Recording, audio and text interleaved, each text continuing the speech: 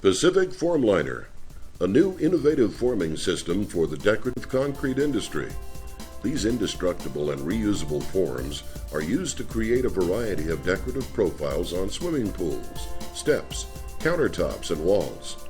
Available in 9-foot lengths, the standard profiles include sandstone, capstone, intermediate, OG, classic, wall cap, radius extension, and 3/8 straight. Custom profiles can be created to your specifications. We'll be adding a decorative cut stone wall cap to a standard masonry wall using the sandstone profile. The first step is to start attaching the Formliner at one end of the wall. A battery-powered hammer drill is used to drill a pilot hole through the Formliner and into the masonry wall as the bottom lip of the profile is aligned with the top of the wall.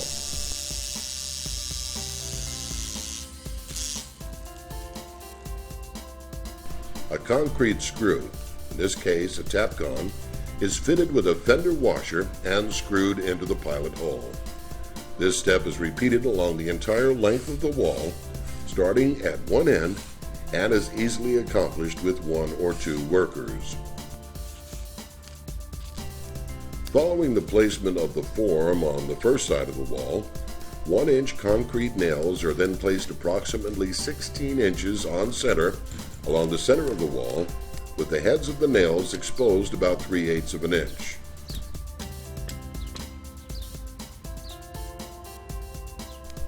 The second side of the wall is then formed, again starting at one end, and drilling a pilot hole, and then placing a concrete screw with a fender washer.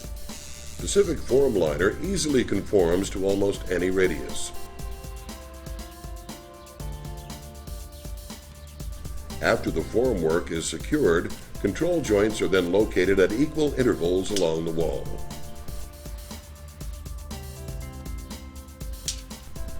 Double-sided tape is then applied to the 6-inch long preformed joint inserts.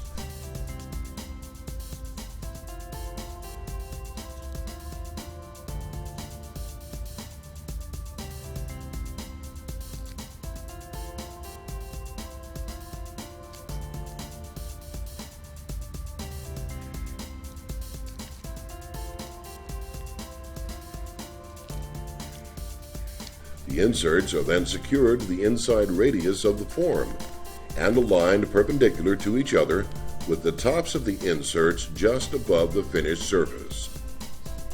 Twist to break tie wires with fender washers, which are then aligned with the exposed head of the concrete nails and stabbed through the form and tied to the nail head. The ties are placed toward the top of the form to secure the upper portion of the form. This is repeated until the form is securely in place and ready for the pressure of the concrete. The column capper clamp system with the pre-cut sandstone Formliner is an easy and efficient way to place forms on a standard masonry column block. Position the 4 pieces of Formliner in the clamp channels, then align the form with the top of the column. Position the form evenly around the column and then securely close the clamps. Complete final elevation adjustments and then secure the upper corners with a small piece of duct tape. The column cap is now ready to pour. Special attention to the concrete mix design is essential for the proper placement and completion of wall caps. Here we are placing a 7.5 sack P-rock concrete mix with stealth fiber. The concrete is being placed at a 3-inch slump. A little stiff and hard to place, but well worth the trouble, as it will greatly reduce the possibility of shrinkage cracks. The wall and forms are moistened with water just prior to concrete placement.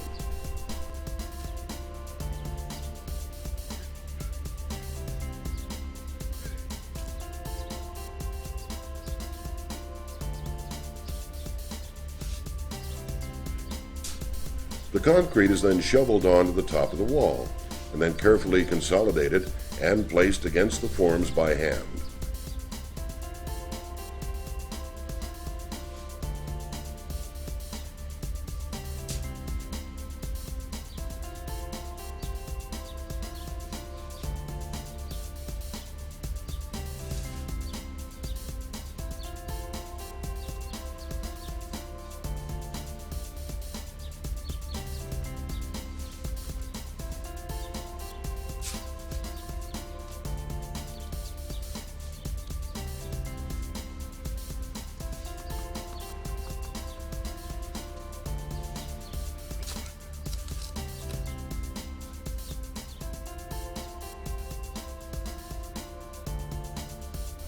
small concrete vibrator is used to further consolidate the concrete to prevent any voids.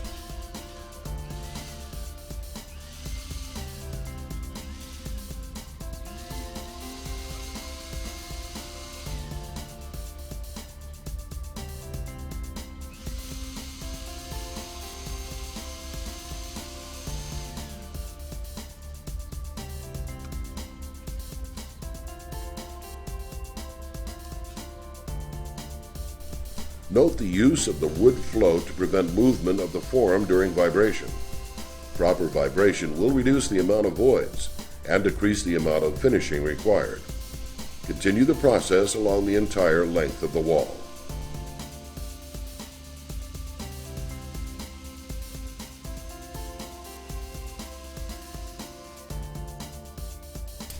The same care is taken in the placing of the concrete on the columns.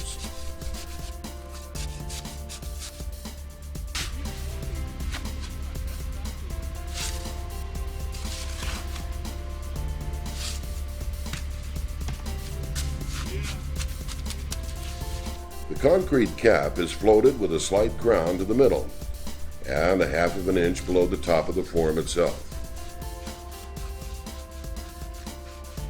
After the concrete is floated, we will begin applying beige dust stone color hardener.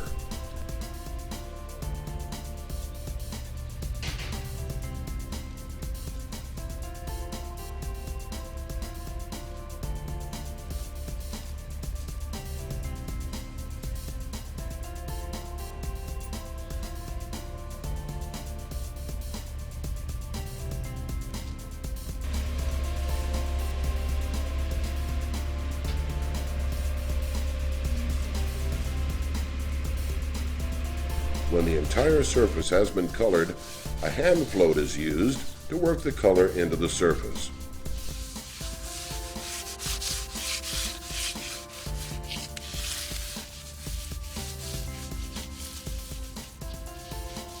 A lighter second dusting of color hardener is then applied to cover any light spots.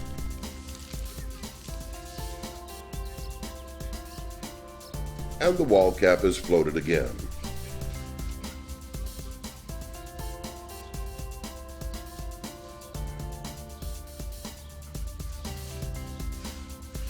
Carefully float around the joint inserts.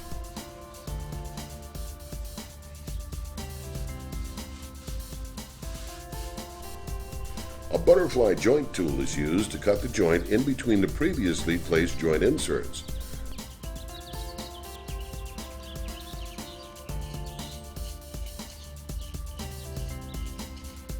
The joint chopper is then used to create a positive separation joint. Again, this technique will help reduce shrinkage cracks. The forms are ready to strip after the concrete is sufficiently set and will not sag. The tie wires are twisted, and after a few rotations will break approximately 3.5 inches from the surface. Remove the wire by pulling it straight out. The concrete screws are then removed with a screw gun. It is always safe policy to have additional charged batteries available if necessary. Once the screws and ties are removed, carefully remove the form liner. It is always best to start from one end.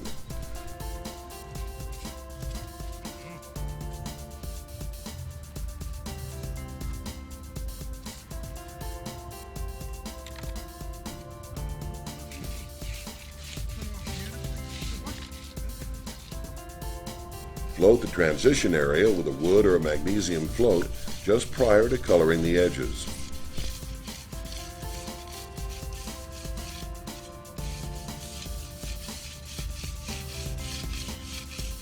The finisher then mixes beige color hardener with water into a paste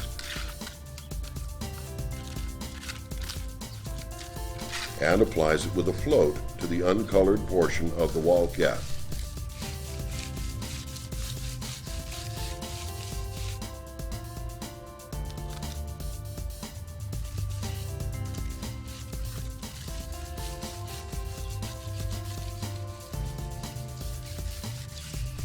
After floating on the color paste and making sure there are no uncolored spots, a strip of plastic tape is then wetted and used to start finishing the profile.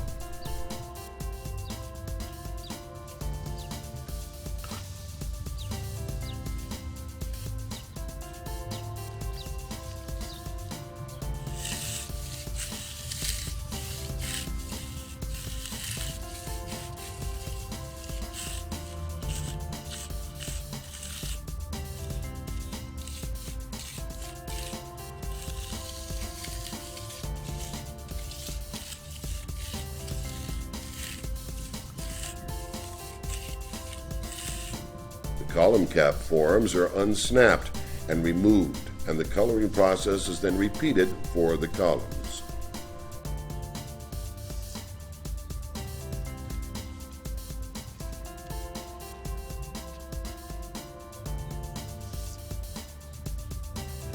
After the cap is colored, it is troweled. Joints are touched up and the edges finished. Finishing technique will vary from finisher to finisher and the type of finish desired.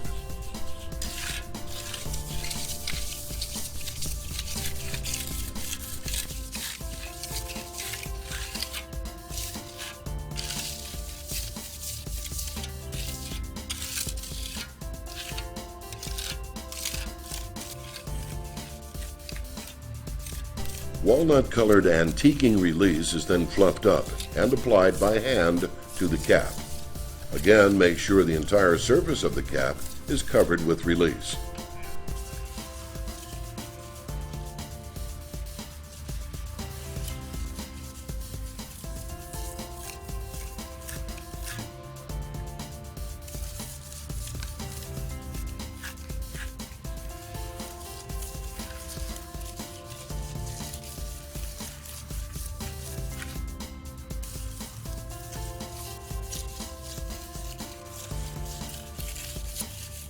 It is now time to place the feather-edged texture mats on the cap. For this installation, a slate texture has been chosen. The finisher is using his float and his hands to impress the texture mat into the concrete. The texture mat is laid on the cap in an overlapping manner, making sure all the surfaces have been covered.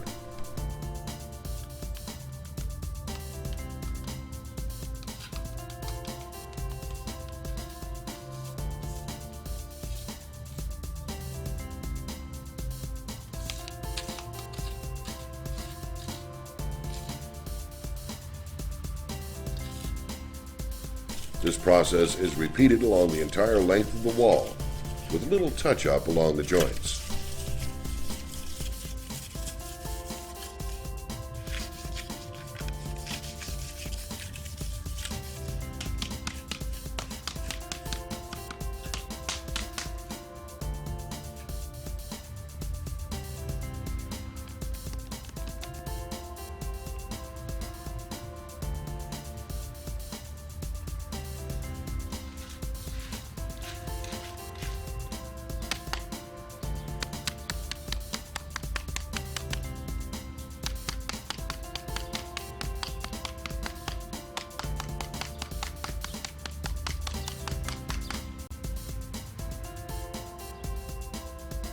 Finally, the control joints are opened up and evened out with a hand chisel.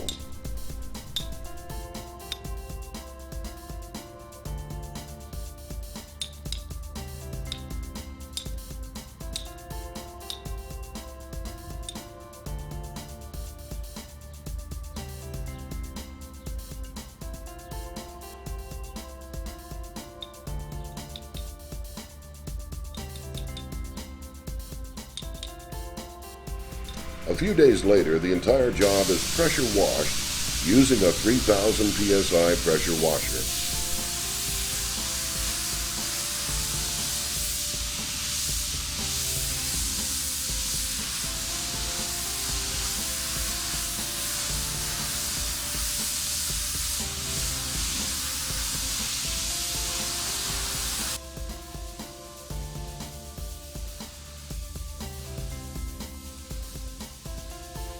However, the final color on the wall cap was a little disappointing.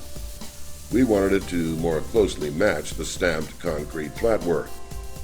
To add and change the color of the cap, we start by using a light solution of muriatic pool acid to remove more of the dark walnut color from the wall cap.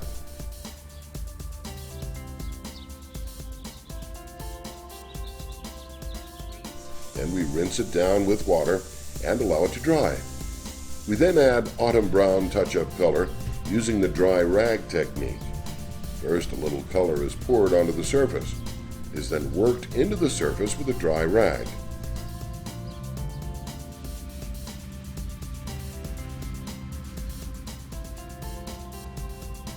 After you've achieved the desired color results, fog the area with a light mist of water. The wetted surface will indicate the final colors after sealing.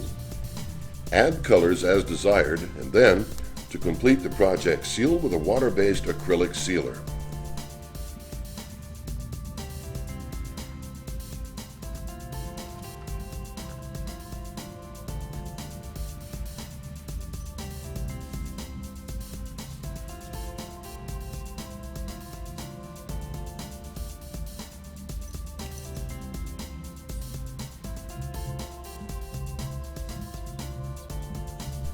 This demonstration shows just one of the many finishes that can be achieved with Pacific Formliner.